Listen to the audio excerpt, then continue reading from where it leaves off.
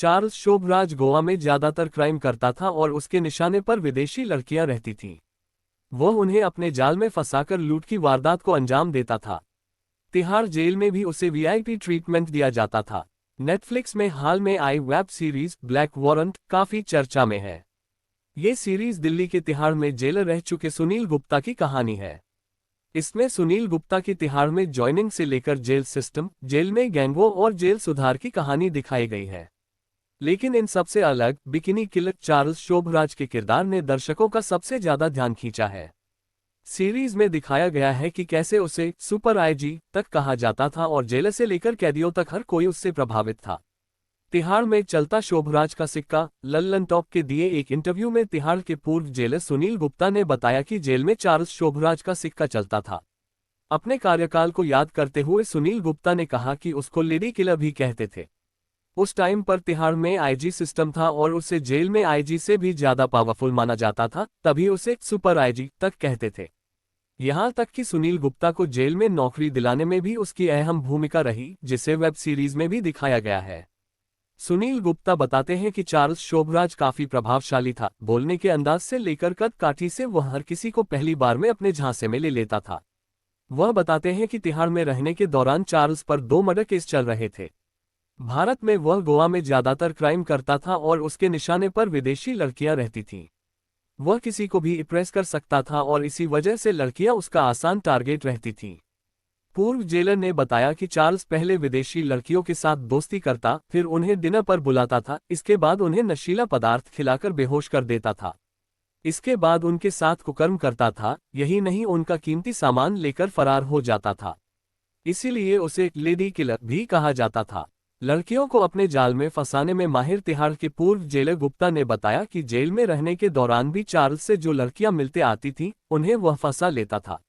जिस भी दिन जेल में कोई लेडी मिलने आती थी, तब चार्ल्स नए कपड़े, जूते, चश्मा और परफ्यूम लगाकर तैयार रहता था।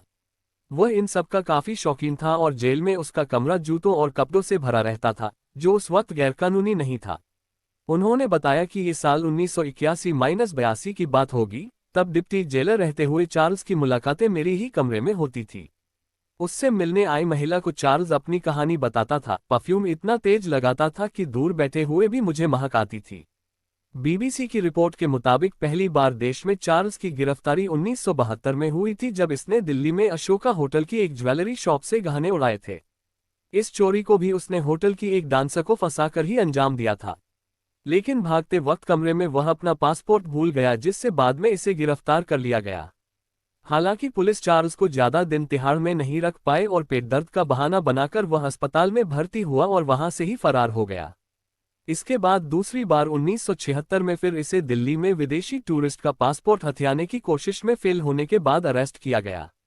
इस रिपोर्ट में पूर्व जेलर सुनील गुप्ता ने बीबीसी को बताया कि चार्ल्स को तिहाड़ में सी क्लास के कैदी नौकर के तौर पर मिले हुए थे, जो उसकी मालिश करते, कपड़े धोते और उसके लिए खाना तक बनाते थे। उसकी सेल किसी स्टूडियो अपार्टमेंट से कम नहीं थी, जिसमें बेड के अलावा मेज और बैठने के लिए कुर्सियां दी गई थीं।